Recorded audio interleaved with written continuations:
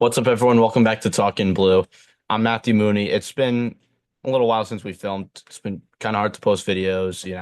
Both of us have been very busy with school, and Luke plays football, so he has that to do. And I play baseball in the spring, so it's going to be tough to get some content out. But like now, we're going to start filming now tonight. He was not able to make it tonight, but I am, so I decided just to get something out for you guys. So this season has been an absolute disaster, nonetheless. So we're gonna talk about that today. Sorry, just getting my PS4 off. Then we'll get all right, there you go. So that's what you see the blue on my face for. But let's get started. So week one was a terrible loss. Absolutely terrible loss. We've been posting on the TikTok recently, in case you guys haven't been following us there. So go check that out. You know, it's been way below anyone's expectations. I was expecting a mediocre team. I didn't expect Daniel Jones to be like this star quarterback this year, but you know, he's been horrible, absolutely horrible this year. Um, can't throw a ball more than like 4 yards, it seems like. And even on when in the Philadelphia game this year, there were multiple times where he missed a very short throw, threw it way over the guy's head or way behind him. And let's talk about the throw at the Panthers game. He threw, I think it was thrown to Neighbors. I'm not 100% sure. Correct me down below if I'm wrong. Probably should have looked this before I started filming, but he way overthrew it out of bounds over the intended receiver's head. It was a terrible throw. Not even close to a complete pass, but just n no words for that game. Lost. You have the 32nd. We have the second. I mean, sorry. We have the 32nd worst offense the worst league worst offense in the NFL. Couldn't do anything versus the worst defense in the NFL, which makes sense. Honestly, aside from Daniel Jones under center, I don't think the offense is that bad. I know some people don't like Hyatt. I feel like he hasn't gotten enough of a chance this year. And to be fair, he actually had a solid game versus the Panthers. Wan'Dale Robinson played well. Um, has been playing well so far. Malik Neighbors, I think we got to talk about. He has, let's see, he's got 30, 60, 61 yards. I mean, sorry, I can't talk right now. He has um 61 receptions for 607 yards receiving. Scored three touchdowns, averaged 10 yards per reception, and he has the an EPA of 31.5, which is seventh in the NFL. So he has been an absolute stud this year. And in case you guys don't know what EPA means, EPA measures how well a team performs compared to their expectation on a play-by-play basis. And he has played way above his expectation. So I'm very happy with what I've seen from him. And once the Giants have a functioning quarterback, his full potential will be unlocked. Talking about Hyatt from earlier, versus the Panthers, he put together an all right game. He had four receptions for 39 yards. He had a 19-yard reception very early on. I feel like once Hyatt starts getting the ball, people will see what was seen from him in Tennessee when he played in Tennessee. And even last year, he played solid, even though he didn't get the ball enough. And if you guys watch a full film session on him, you will see why I am so high on him, which I've said multiple times. Give him a chance, and I think the offense will be good. He'll be even better. Um, I got to talk about Andrew Phillips. He's been one of the best rookie corners in this draft class, arguably the best. So let's take a look at his stat line this season, like with Neighbors. I'm going to talk about some rookies right now. He has 26 solo tackles so far, six tackles for a loss, one sack, which is really good for a defensive back. Same thing with the tackles for a loss. You don't get that very often. A PFF grade of 84.6, which is really good. I am very happy with this pick. Joe Shea knows how to draft defensive backs. I know Deontay Banks is having a lackluster season. He's allowed six touchdowns, which is most in the NFL. He had a great season year one, but regressed this year. I feel like he could definitely bounce back, but is just having a rough season. Same thing with Sauce Gardner. He's not himself this year either. Well, not or having, or should I say, not having the best season this year. So, you know, guys underwhelm. It happens in the league. Another guy we got to talk about, Tyler Nubin. He is a tackling machine. He has 43 solo tackles, three tackles for loss, and one forced fumble, which the forced fumble's good, but like 43 solo tackles for a safety is insane. That's so far. I think so. Now the Giants are on their bye week tomorrow. We're gonna try to get some more content out soon this week, but he's he's been great. And lastly, we got to talk about Tyrone Tracy, the um, running back we drafted this year. He has emerged and to become into becoming our number one running back. So he has this season so far 516 rushing yards, three rushing touchdowns, 86 rushing yards per game, 5.4 yards per carry. So 86 rushing yards per game is fourth in the NFL, and his yard per carry, which is 5.4, which I just said, is fifth in the NFL for running backs. Well, and he's been great, honestly. And he's benched Devin Singletary, who we expected to be the number one running back this year. I know I posted a few vid in a couple of videos I've posted in the offseason that I was high on Tyrone Tracy, but I did not expect him to be this good. Sorry, I got the Oregon game on in the back end, so if you see me turn my head, that's what I see again right there. Um, we just scored a touchdown. No, we just prevented one. Um, but. All right, there we go. Sorry. Um, he's proven to be the number one running back for the Giants this year, and I'm very happy with what we had. But he's no Saquon, and that is my next topic. Barkley is having a very good season this year. Um, let's take a look at his stat line as well.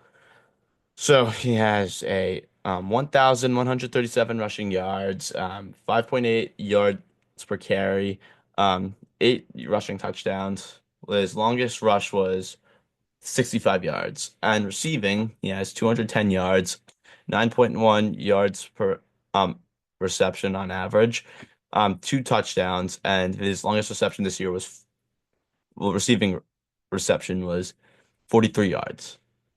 And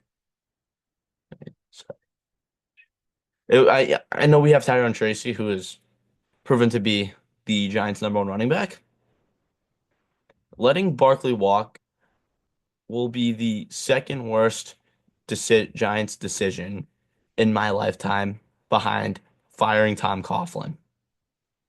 And to all the Giants fans who wanted Saquon gone all offseason, I hope you're happy. I hope you're very happy with what we let go of. The franchise player. I don't care that running backs are supposedly irrelevant. A lot of teams offenses with good running backs can function very well. And not having a running game eliminates a lot of things for an offense. And that makes the team a lot worse. So, um, yeah, I just don't get why people wanted him gone and why Joe Shane let him walk.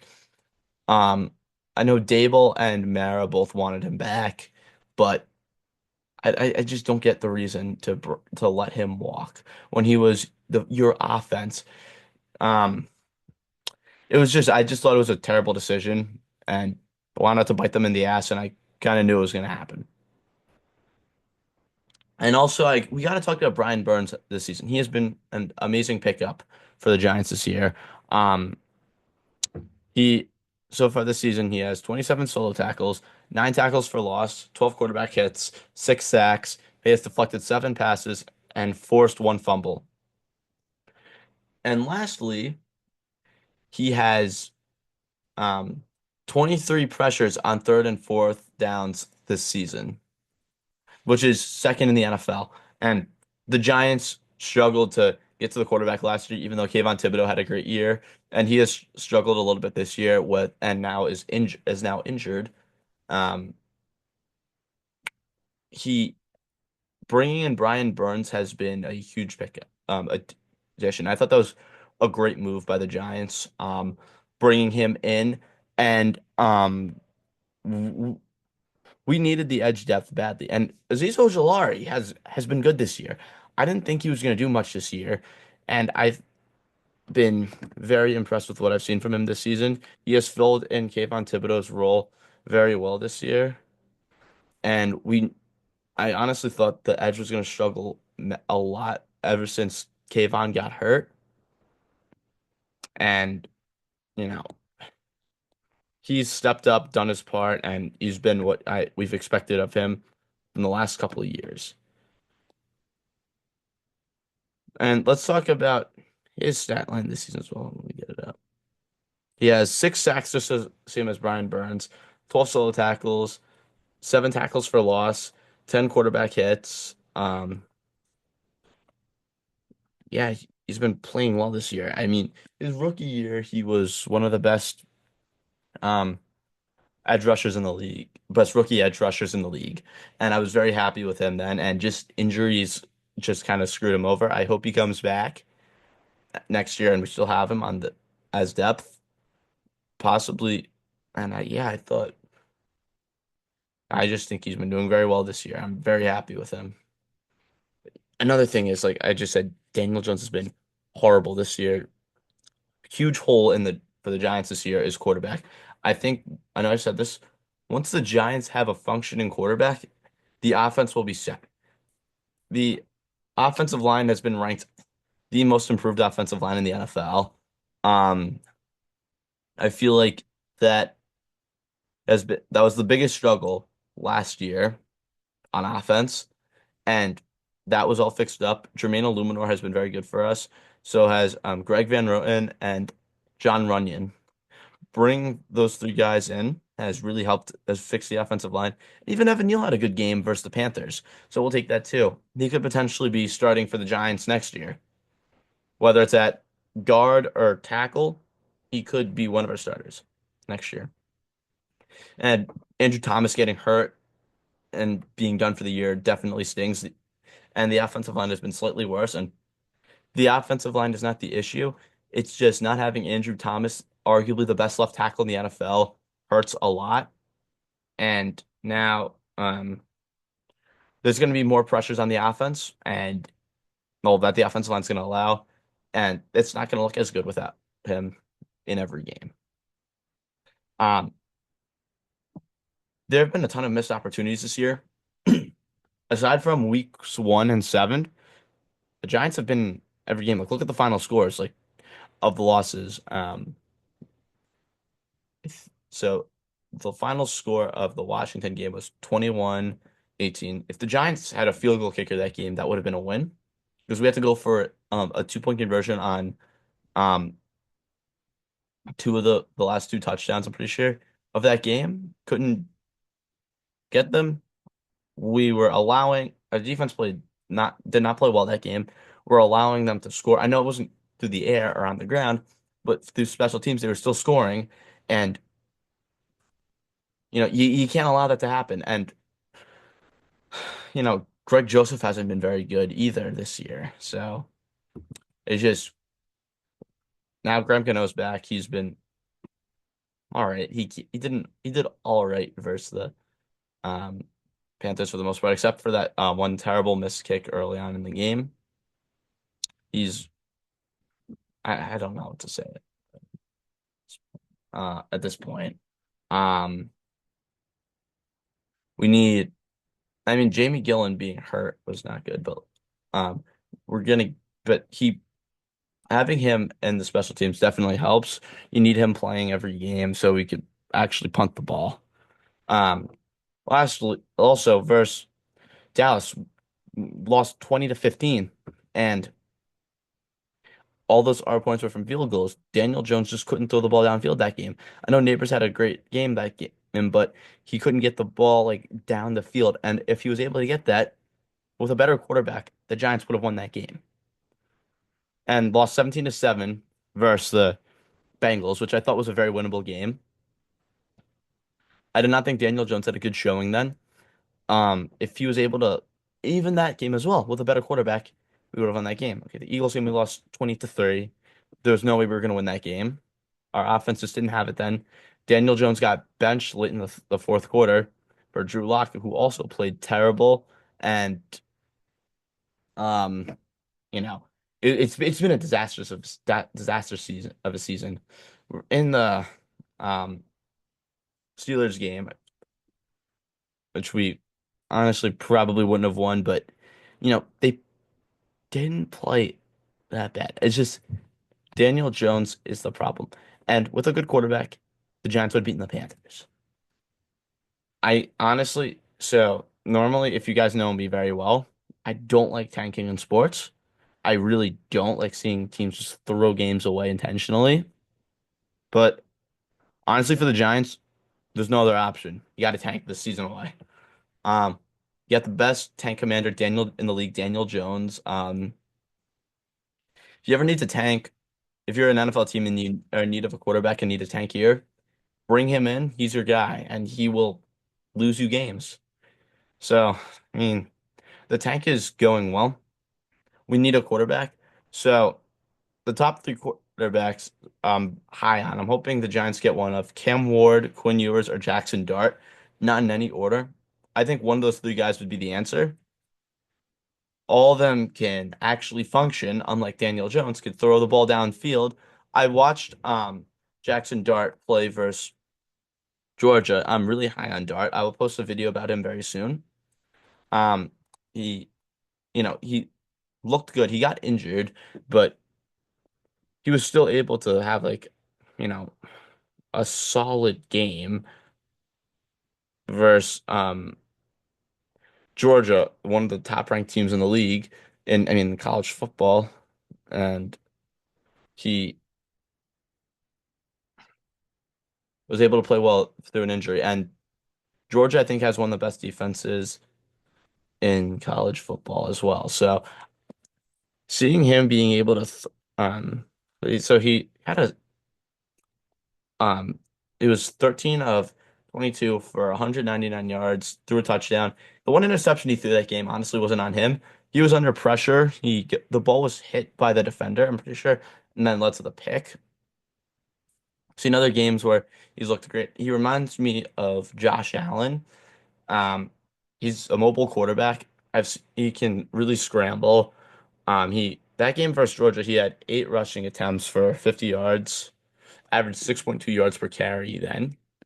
So I feel like the Giants need a mobile quarterback with a deep ball. And I don't know too much about Quinn Ewers. I'm gonna be posting quarterback prospect breakdowns very soon. Um, don't know when, but very soon I'll be posting them. Same thing with Luke. We'll be trying to make those. Um, also Cam Ward, I'm really high on. He reminds me a little bit of Lamar Jackson. He's a fast quarterback. I've seen him throw. He can really throw the ball downfield. And I think you draft one of those three quarterbacks, even Shador Sanders as well, who I think can really read a defense very well. Um, any of those four guys, I think you bring in, you unlock Neighbors' full potential, and the offense could potentially be one of the better offenses in the league. Like it has the right pieces, except for quarterback. Like all the weapons are there, or for the most part. I think bringing in another receiver, I think bringing in T. Higgins is the answer for this offense, how to completely fix it. Um, I feel I know he's been injured this year, but he can play. He's a lot of Giants fans have been saying for the last few years to bring him in, and I feel like he could very much likely most certainly be the guy to bring in. Look what the Eagles did 2 years ago with AJ Brown. So originally they drafted Devontae Smith in the first round of the 2021 draft. Um, they drafted him to be the wide receiver one, and they decided, and he played well. They were very happy with what they saw from him, and then they decided to go out get AJ Brown because they thought Devontae Smith wasn't enough to have an even more high-powered offense to help Jalen Hurts develop. And I think that the Giants should do the same thing. And the Eagles became contenders from that. I know I'm not like very high on them this season, but I feel like they have the arguably one of the best receiving cores in football, and I really like what they have on their offense. But I think the Giants should do the same thing. And then I'm not saying they're going to become contenders and go 14-3 that season and then losing the Super Bowl this upcoming season. But I feel like definitely have like a big year. Just a new quarterback, I think, makes this at the very least a 10 to 11 win team. And I think that's what this team, with what they have, is capable of achieving for the most part. Let's look at T. Higgins' stat line this season. I will be posting an offseason blueprint very soon. Um, he has 29 receptions this season. He's been injured this season, but for the most of his career, he's been healthy. 241 yards, 3 touchdowns, at an average 11.8 yards per catch. So I feel like he could definitely be the guy to bring in. You put him with Neighbors. Just those two guys alone in a receiving core. You could have T. Higgins as your number one. T. Higgins is your number one guy. And then you have Malik Neighbors. You could play him in the slot. Or then you have Hyatt on the outside. And that's a receiver. Or you could have Neighbors on the outside, then you have Wandale. You could just try that out. You could alternate Hyatt and Wandale in the receiving core. And then you have those two guys out there full time. And I think you gotta set the receiving core there. And even if the Giants don't get T. Higgins, I won't be upset. But I feel like this move would definitely put the Giants above the top. Like I'm I'm tired of mediocrity. I don't want us to just shoot for mediocrity. I want us to shoot to be great. And I think bringing in T. Higgins does just that. And you bring in a new quarterback, you might have a top 15 offense in the league depending on who you bring in. I know I posted a TikTok about this, but I know some Giants fans want us to wait another year to take Arch Manning. I don't think that's the move to make. You got to get a quarterback this year. Um, Arch Manning is a great quarterback prospect. I get it. But just because we wait another year, that doesn't mean we're guaranteed to get him.